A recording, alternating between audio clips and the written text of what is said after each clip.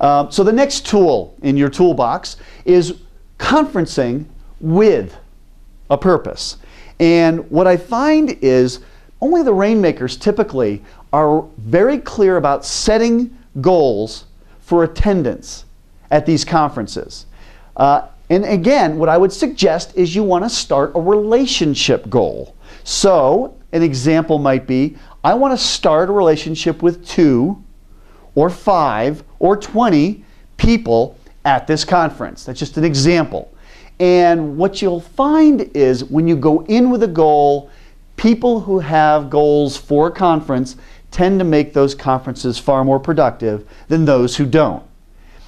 The other thing I would suggest is that you do the math when you make an investment in going to a conference. So Charlie had mentioned earlier he went to a conference for a couple of days. And when you do the math on that conference attendance, you're spending 2 days. So figure 16 hours times your hourly rate.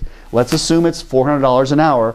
That adds up to a very, very large investment that you're making that's an opportunity cost. So what you'll want to do is make sure that you really maximize your return. Well, clearly one of the things you can do before you go to the conference is you can actually set a goal.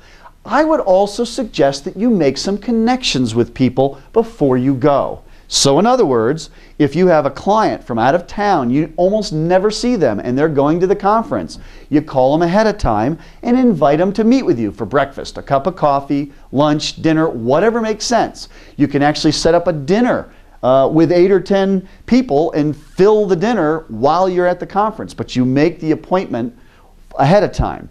You also can call not only clients, but dormant clients, people you met from last year's conference, and you call them ahead of time to try and create a connection.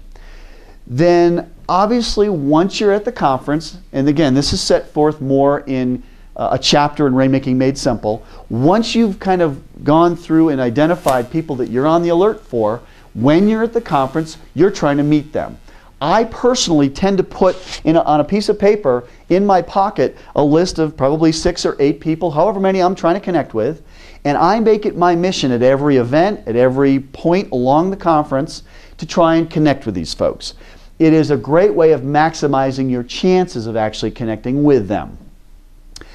Then, after the conference is over, you probably want to make some notations either in your BlackBerry, your iPhone, whatever, to follow up. In our experience, in having done this with thousands of different professionals, where most of you fall down is your follow-up. So what you'll want to do is to make certain that you've made some entries into your calendar to close the loop and follow up with people that you're really connected with. The point isn't to follow up with people that you don't like.